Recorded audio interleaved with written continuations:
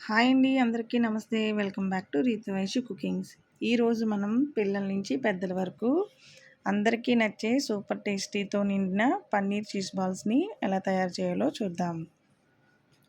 ముందుగా నేను ఇది ఒక బౌల్ అనేది తీసుకున్నానండి.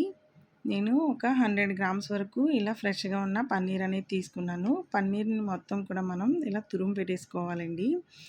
మనకి తురుమైనా పెట్టుకోవచ్చు, లేదంటే మీరు మొత్తం మ్యాష్ చేసేసుకోవచ్చు అండి, చేత్తోనైనా సరే.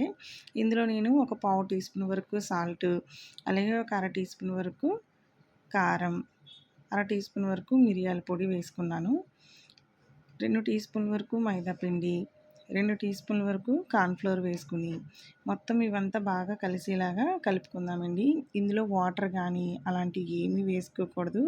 పన్నీర్ ఆల్రెడీ మనకి తడిగా ఉంటుంది కాబట్టి మనకి ముద్ద అనేది అవుతుంది ఉండలాగా. చూసారు కదా, వీడియోలో చూపిస్తున్నట్టుగా మొత్తం అంతా బాగా కలిపేసుకున్నానండి. ఇలా మనకి రౌండ్గా బాల్స్‌లా అయినాయి. ఇప్పుడు దీనికి నేను చీజ్ అనేసి తీసుకున్నానండి. నా దగ్గర చీజ్ స్లైస్ అనేది ఉన్నాయి కాబట్టి నేను ఇవి తీసుకున్నాను. మీ దగ్గర తురుము పెట్టుకున్న చీజ్ ఉన్నా కూడా ఏదైనా పర్వాలేదండి. ఇలా మొత్తం చిన్న ఉండలా చేసుకుని, ఇందులో చీజ్‌ని కూడా చిన్న ఉండలా చేసుకుని, మధ్యలో పెట్టుకుని, గట్టిగా ఒత్తుకుని, అన్నీ కూడా మంచిగా సమానంగా ఒకటే సైజు బాల్స్‌తో చేసుకుంటే మనకి చూడడానికి కూడా చాలా బాగుంటాయి. చాలా ఈజీగా, చాలా టేస్టీగా కూడా ఉంటాయండి. ఈ పన్నీర్ చీజ్ బాల్స్‌ని ఎవరైనా ఇష్టపడతారు. ఇవి మనకి ఈవినింగ్ స్నాక్స్ టైంలో చేసుకుంటే ఇంకా బాగుంటుంది. అలాగే దీన్ని టమాటో సాస్‌తో కూడా తిన్నా కూడా చాలా బాగుంటుందండి. ఇలా మొత్తం అన్నీ కూడా కొంచెం కొంచెంగా తీసుకుని చీజ్ బాల్స్‌ని కూడా కొంచెం కొంచెంగా రోల్ చేసుకోవాలండి. చూసారు కదా, ఇలా మొత్తం అన్నీ మనం చేసేసుకుని పక్కన పెట్టేసుకోవాలండి. ఇప్పుడు మనం దీనికి నేను కోటింగ్ కోసం మైదా అనేది తీసుకున్నానండి, 2 టీ స్పూన్ల వరకు. ఇందులో మనం కొంచెం వాటర్ వేసుకుని, కొంచెం పలచగా కాకుండా అలా అని చిక్కగా కాకుండా ఇలా మీడియంగా జారుతున్నట్టుగా మనం చేసుకుంటే సరిపోతుంది. మీరు మైదాకు బదులుగా ఎగ్ కూడా వేసుకోవచ్చండి. ఇందులో నేను బ్రెడ్ క్రమ్స్ కూడా తీసుకున్నాను. బ్రెడ్ క్రమ్స్ తీసుకోవడం వల్ల మనకి చాలా క్రిస్పీగా వస్తాయండి.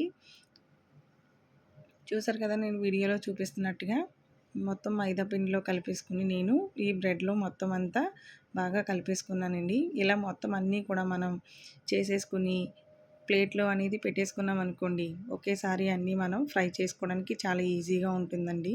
ఈ లోపల మనకి ఒక్కొక్కటి చేసుకోవడం వల్ల బ్రెడ్ కూడా దానికి పట్టి బాల్స్కి ఆయిల్లో వేసినప్పుడు మనకి ఊడిపోకుండా ఉంటుందన్నమాట. ఇలా చేసుకోవడం వల్ల చాలా బాగుంటుందండి. చూసారు కదా, మొత్తం బాల్స్ అన్నీ కూడా నేను ఇలా మొత్తం బ్రెడ్ క్రమ్స్లో చేసేసుకుని అన్నీ పక్కన పెట్టేసుకున్నాను. ఇప్పుడు నేను ముందుగానే స్టవ్ వెలిగించుకుని మీడియం ఫ్లేమ్లోనే పెట్టుకున్నానండి ఆయిల్ అనేది. చూసారు కదా, నేను వీడియోలో చూపిస్తున్నట్టుగా బాల్స్ అన్నీ కూడా విడివిడిగా ఒకదానికి ఒకటి అంటుకోకుండా అనేది మనం ఆయిల్లో ఫ్రై చేసుకోవాలండి.